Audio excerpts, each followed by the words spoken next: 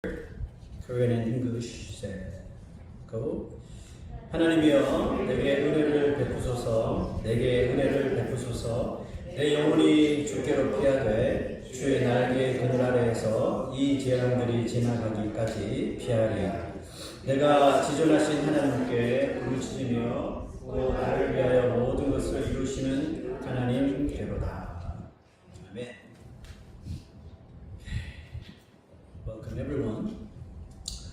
The psalm we will look at today is once again a psalm of David. 오늘 살펴볼 시편은 다시 이제 고라자손의 시편에서 다윗의 시편으로 돌아갑니다. When reading the psalms, it is very helpful to know the historical setting and background in which a psalm was written. 우리가 시편을 읽을 때 그 시편이 쓰여진 이런 역사적인 그런 시기나 또 이 배경을 우리가 알게 되면 그 당시에 그 시편 기자의 그런 신앙과 그 심정 또 영성이 어떠했는지 더 잘 알 수가 있어서 묵상하는 데 큰 도움이 됩니다. Because it gives us a deeper understanding of the psalmist's heart and spirituality at that moment. According to the narrated Bible, which organized the scriptures chronologically. Psalm 57 was written during the events of 1 Samuel 24 when David was fleeing from King Saul and hiding in the cave. 성경을 시간별로 정리한 그런 이 해설 성경이 있는데요. 그 성경을 참고해 보니까 시편 50시편은 어떤 내용이 이 사건 중에 있었냐면 그때 썼냐 하면 사무엘상 24장 사건 때 기록되었는데 그때 언제냐면 다윗이 사울 왕에게 쫓겨서 도망가다가 그 엔게디 굴에 숨어 있을 때 다윗이 기록했던 것으로 나와 있습니다. Even while running for his life, David never stopped writing his psalms and communing with God. 이처럼 다윗은 도망을 다니는 중에서도 시편을 쓸 만큼 그가 어디 있든지 하나님과 늘 대화하고 교제했다는 것을 알 수 있습니다. As his enemy pursued him in order to take his life, David poured out the condition of his heart in this psalm. 원수가 자신의 생명을 해하려고 쫓아다니는 중에도 다윗의 마음 상태가 어떠했는지 그의 시편에 고스란히 담겨져 있는데요. That's verse 1 today. 1절 한번 읽어봅시다. 시작. 하나님이여 내게 은혜를 베푸소서 내게 은혜를 베푸소서 내 영혼이 주께로 피하되 주의 날개 그늘 아래에서 이 재앙들이 지나가기까지 피하리이다. Faced with uncertainty and fear and unknown future, David did not fall into despair. Instead, he sought God's mercy and prayed to be protected under the shadow of God's wings, just as a mother hen shelters her chicks beneath her wings.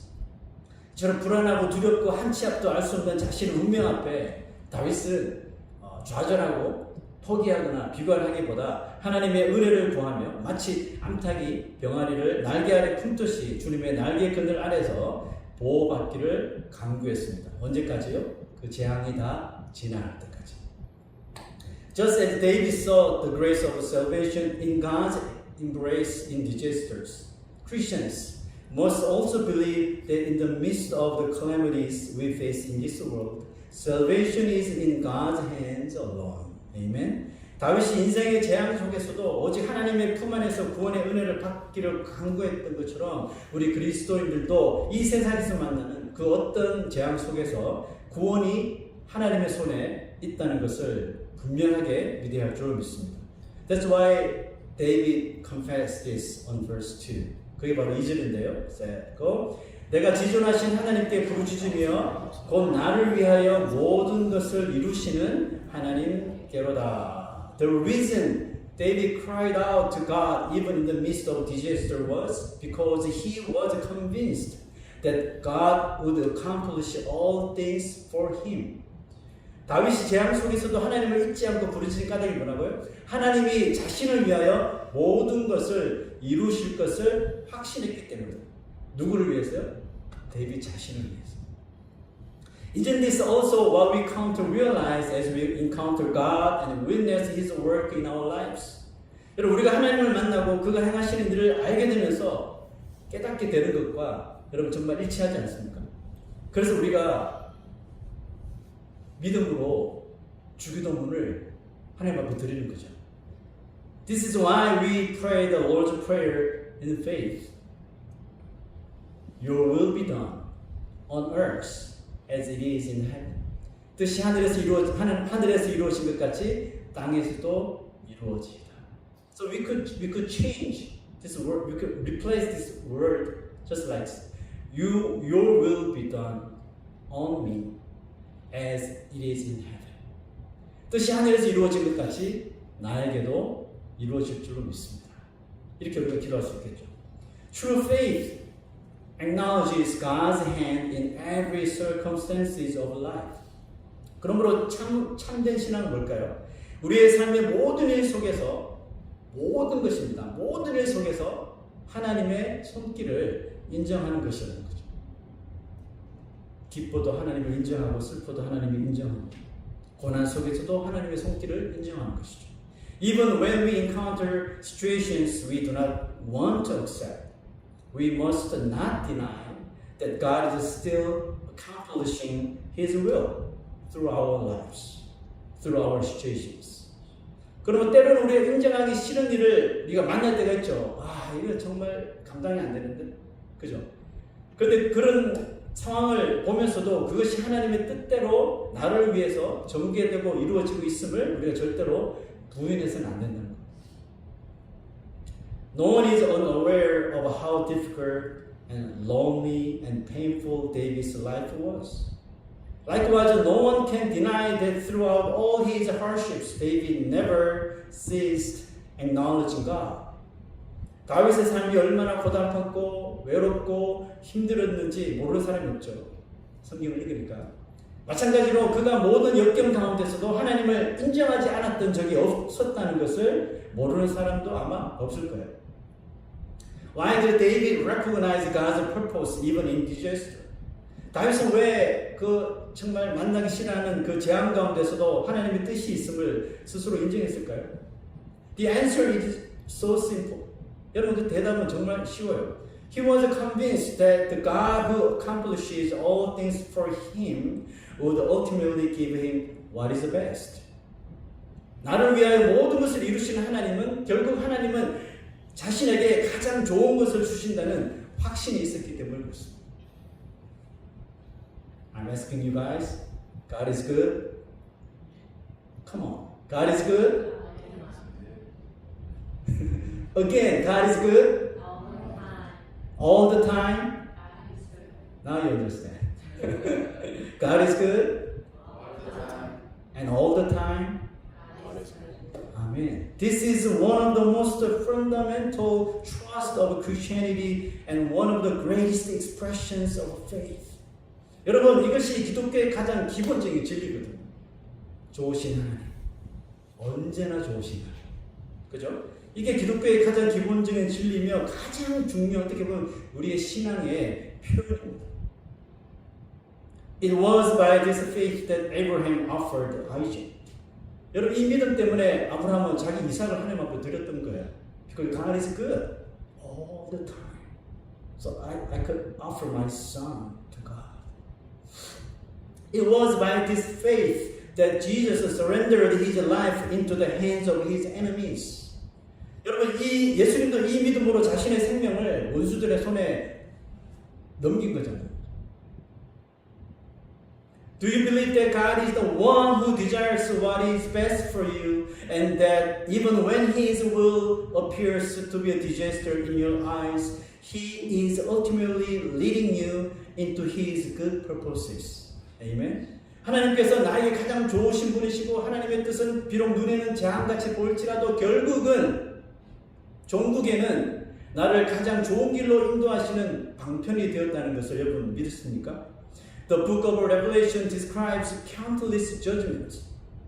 The seal judgment, trumpet judgment, and the bowl judgment will read this way. Such disasters do not simply pass us by. They come into our lives. 여러분 계시록에는 인재앙 7가지, 인재앙 7가지, 나팔재앙, 이번 주 읽을 볼 재앙까지 다 넣어줘. 대접 재앙 같은 수많은 재앙들이 나옵니다. 근데 여러분 그 재앙들이 우리 믿는 사람들을 이래저래 다 피해 다니는 것이 아니라 어떻게 해요? 우리 삶에 그냥 다 풀어 닥치더라는 겁니다. Yet the reason God allows us to experience these calamities is to bring sinners to repentance and to teach us that He alone can grant salvation even in the midst of a disaster. 하지만 하나님께서 그 재앙들을 우리에게 모두 경험하게 하시는 이유가 뭘까요? 죄 가운데 있는 자들을 회개하게 만드시고 재앙 속에서도 구원을 베푸실 자는 오직 하나님 한 분임을 신뢰하도록 하신다는 거죠. 우리가 고통이 없고 고난이 없으면 하나님 잘 안 붙잡습니다. 그나마 우리에게 좀 가시가 생겨야지 아버지 주여 하죠. 너무너무 평안하고 너무너무 모든 것이 만족되면요 아버지 안 불러요. That's our reality. That's our fact. Therefore, what does true faith do when calamity comes to us? 그러므로 참 신앙은 재앙을 만나게 될 때 뭘 하게 될까요?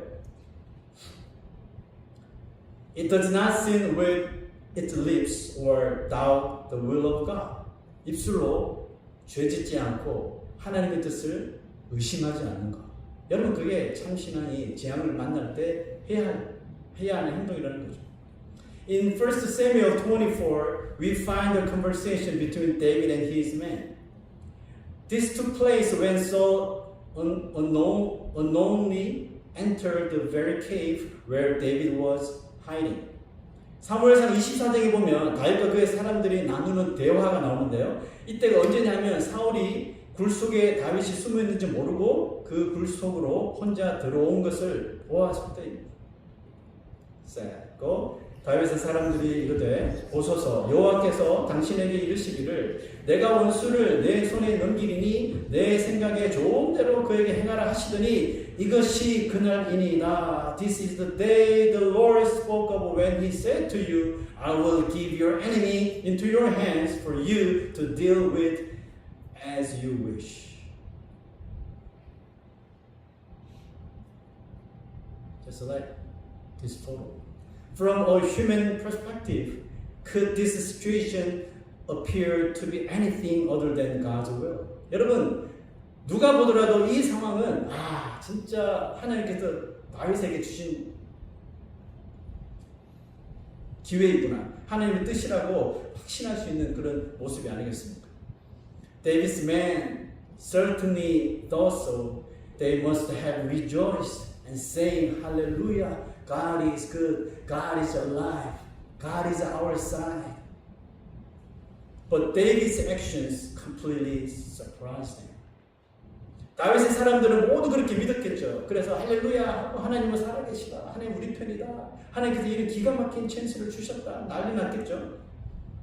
그런데 다윗의 행동은 그들의 예상을 완전히 빗나가게 만들었는데요. 다윗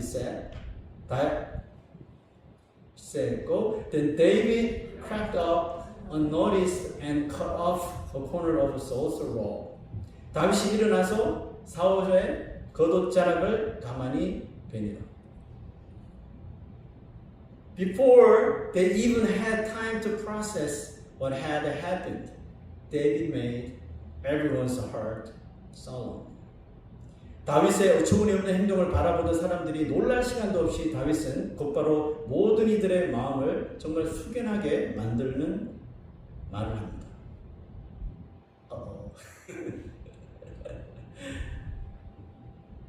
I'll read.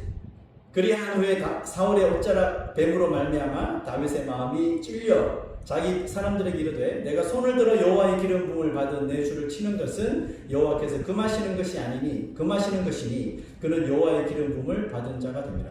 Afterward, David was conscience stricken for having cut off a corner of his robe. He said to his men, "The Lord forbid that I should do such a thing to my master, the Lord's anointed." 이제 그림이 나와요. Can you feel how sharp and alive David's faith was? 자, 여러분 다윗의 신앙이 정말 칼처럼 날카롭게 살아있다는 것이 좀 느껴지지 않습니까? Even though Saul the man trying to kill him stood before him completely defenseless, David thought first about God's heart and read God's mind rather than his own revenge. 그가 자신을 죽이려는 사울이 스스로 자기 눈앞에 그것도 무방비 상태로 있음에도 불구하고 복수보다는 하나님의 마음을 먼저 생각했다는 거죠. This is precisely theocentrism. That is living a God-centered life. 여러분 이것이 바로 하나님의 중심적인 삶이라고 부르는 신본주의 정신입니다. A God-centered life is one that considers God's will first in every moment and every circumstance. 여러분 하나님 중심의 삶이란 어떤 순간이나 어떤 상황에서도 제일 먼저 하나님의 뜻을 먼저 고려하는 것을 일컫는 것이죠. Then what is humanism? 그럼 인본주의는 뭘까요? It is living according to human desires without considering God's heart at all. 당연히 하나님의 마음을 전혀 고려하지 않고 인간적으로 행동하는 삶이죠. Which part you think belong to? 여러분은 어떤 쪽에 여러분들이 속해 있다고 생각해요? Humanism or theocentrism? I believe you belong to theocentrism. But yet believers sometimes act in this very way. Like David's men, they mistake their own desires for God's will. 그런데 믿는 사람들의 모습에도 이와 같은 모습이 나타날 때가 있는데요. 바로 다윗의 사람들처럼 하나님의 뜻을 마치 자신의 뜻인 것처럼 오해하고 판단한다는 것입니다. We could call it humanistic theocentrism. 굳이 단어를 만들자면 인본주의적 신본주의자. 하나님의 뜻을 믿는 것처럼 보이는데 결국은 내 뜻을 더 따르는 거죠. Humanistic theocentrism.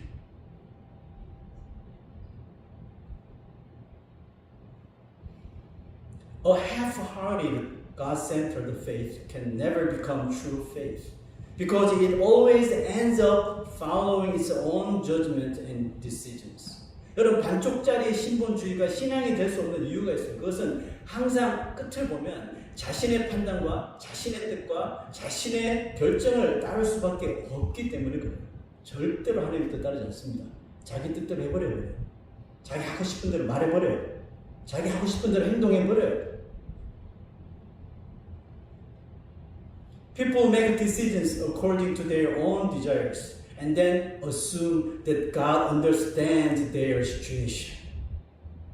자기 마음대로 결정해놓고는 하나님이 나의 상황을 이해하실 거라고 생각합니다. 미안하지만 그것은 자신만의 핑계일 뿐 하나님의 마음을 진심으로 고려한 생각이 절대로 아닙니다. A person who truly seeks and meditates on God's will is not someone looking for excuses, but someone who is willing to accept the situation as it is. 하나님의 뜻과 마음을 먼저 고려하고 묵상할 줄 아는 사람은 어떤 사람일까요? 핑계거리를 찾는 사람이 아니에요. 뭔가 익스큐즈를 만들려고 하는 사람이 아니라 그 상황이 어떤 상황이든지 상관없이 그 상황을 그냥 상황 그대로 받아들일 줄 아는 사람인 거예요. I'm sure there is God's will.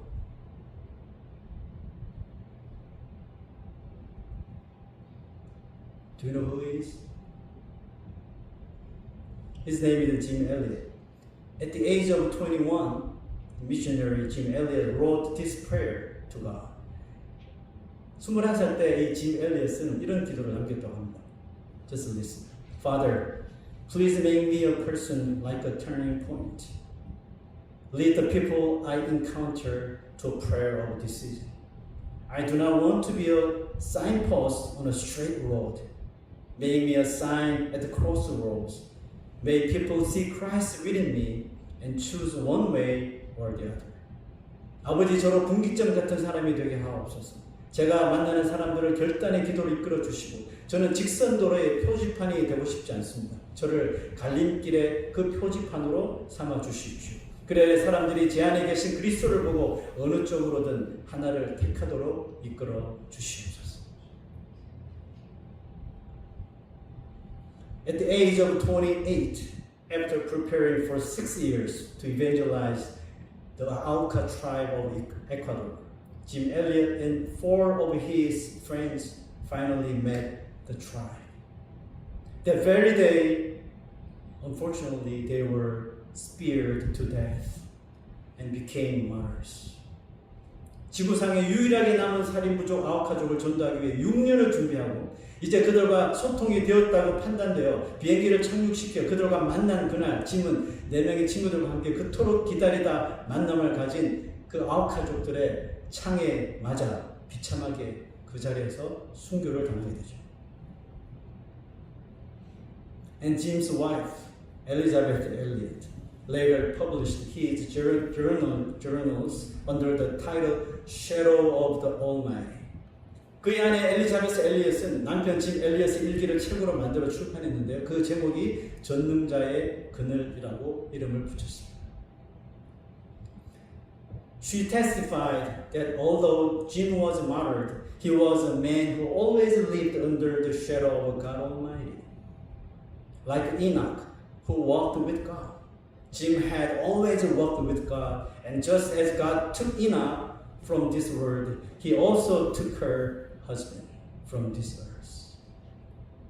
그녀는 짐 엘리엇이 비록 순교를 당했으나 그는 언제나 하나님의 그늘 아래 거했던 사람이었고 하나님과 그 어디서나 동행했던 에녹과 같은 사람이었으며 하나님께서 에녹을 이 세상에서 데려갔듯이 하나님과 늘 동행했던 그의 남편을 이 세상에서 데려가셨다고 간증을 했습니다. Elizabeth said that although Jim's goal was to meet the Auca people and share the gospel with them, his greater life goal was to knowing God, acknowledging God. 엘리자베스는 남편 짐의 목표가 에콰도르의 아우카족을 만나 복음을 전하는 것이지만 그보다 더 큰 인생의 목표는 아주 단순하게 내가 더 하나님을 아는 것이고 하나님을 어디서나 인정하는 것이라고 말했습니다.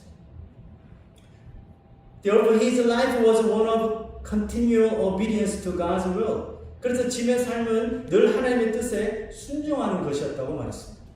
Because he believed that meeting the Auca people was also an act of obedience to God.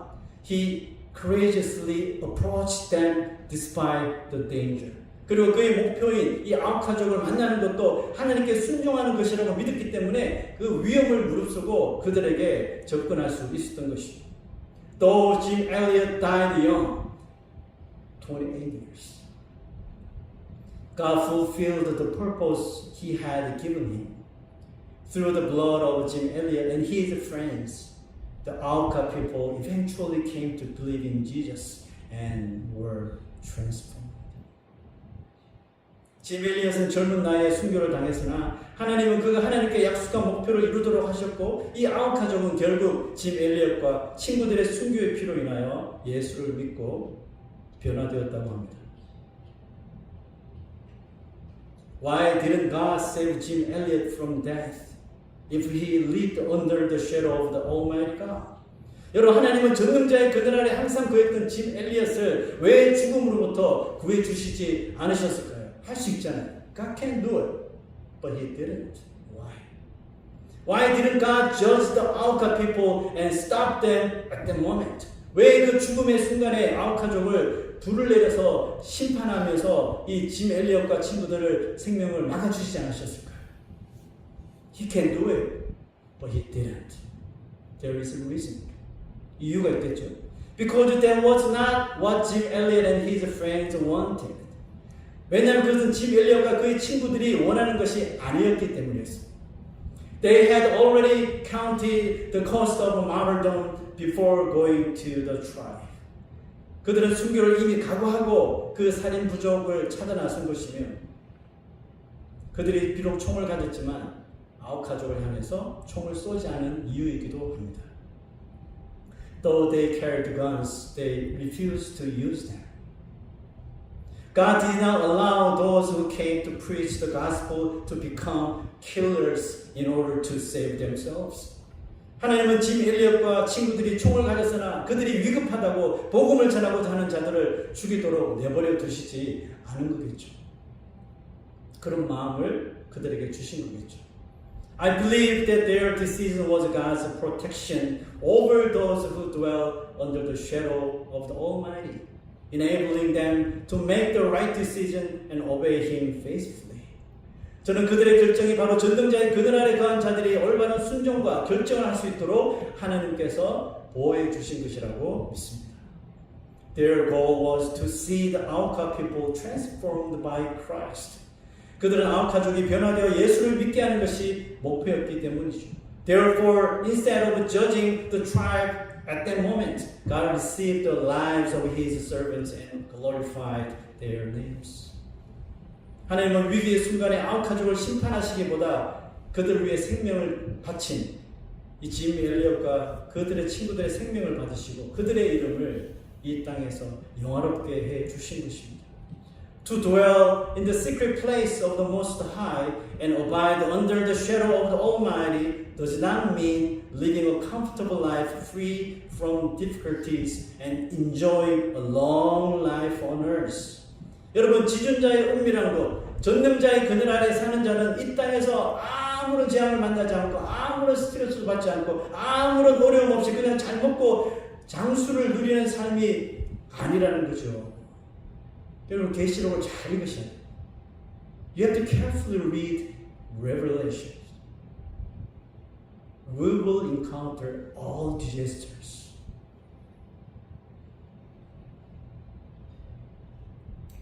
하나님과 어디서나 동행하며 그분의 뜻을 알아 늘 순종하는 삶을 사는 것. 여러분, 그것이 지존자의 은밀한 곳, 전능자의 그늘 아래 사는 자의 모습이라는 겁니다. It means walking with God wherever you are, understanding His will and continually obeying Him.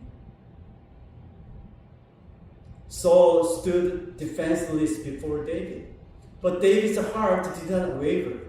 He explained the reason. 다윗의 눈앞에 원수 사울이 무방비 상태로 등을 보였지만 다윗의 마음은 복수심으로 전혀 흔들리지 않았죠. 그 이해할 수 없는 이유를 다윗은 이렇게 설명합니다. That's the first set. 7절이죠. 시작. 하나님이여, 내 마음이 확정되었고 내 마음이 확정되었사오니 내가 노래하고 내가 찬송하리라. My heart, O God, is steadfast. My heart is steadfast. So I will sing and make music for God's glory. What does it mean that David's heart was steadfast? 여러분, 다윗의 마음이 확정되었다는 뜻이 여러분 뭘까요? It means that he trusted God completely because he believed that everything God did was ultimately good and best for him.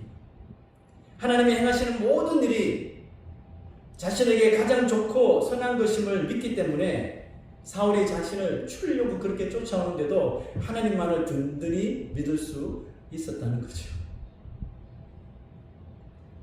When we trust God alone in every situation, we can respond rightly to every event and every disaster. 이처럼 하나님만을 어떤 상황에서도 의뢰할 수 있으면 우리도 모든 사건이나 모든 재앙 속에서도 정말 다윗처럼 올바르게 react 할 수 있겠죠. 올바른 대처를 신자답게 할 수 있게 되는 거죠. Look at what happened because of David's decision. Saul confessed to David. 다윗의 결단을 통해 무슨 일이 벌어진지 보세요. 사울이 이 모든 상황을 알게 되고 다윗에게 이런 고백을 합니다. 나는 너를 학대하되 너는 나를 선대하니 너는 나보다 의롭도다. 사람이 그의 원수를 만나면 그를 평안히 가게 하겠느냐? 네가 오늘 내게 행한 일로 말미암아 여호와께서 내게 선으로 갚으시기를 원하노라. 아멘. You are more righteous than I. He said, you have treated me well, but I have treated you badly. This is the grace God gives to those who entrust everything to Him and obey His will to the very end. 여러분, 이것이 하나님께 모든 것을 맡기고 하나님의 뜻에 끝까지 순종하는 자에게 결국은 내리시는 은혜거든요. Faith is not something we prove ourselves. 여러분들 신앙은 내가 스스로 증명하는 것이 아니라 그랬죠. It is something that God Himself reveals and affirms through the way we live by faith. 나의 믿음의 삶을 통해서 우리 믿음을 보시고 하나님께서 인정하시고 이 세상 앞에서 이 사람들 앞에서 저 사람은 나의 자녀라는 것을 증명해 주시는 거란 말이죠. May your faith and your heart become steadfast like David's today. 여러분의 신앙과 마음이 다윗처럼 오늘 확정되기를 주 이름으로 축원합니다. No matter what circumstances, situations, or disasters you face, be firmly convinced that God is the one who accomplishes all things for your good. 아멘. 어떤 환경이나 상황이나 재앙 앞에서도 하나님은 나를 위하여 모든 것을 이루시는 하나님이심을 오늘 우리의 마음속으로 확정하시기를 주 이름으로 축원합니다. 아멘. Let's sing this song all together.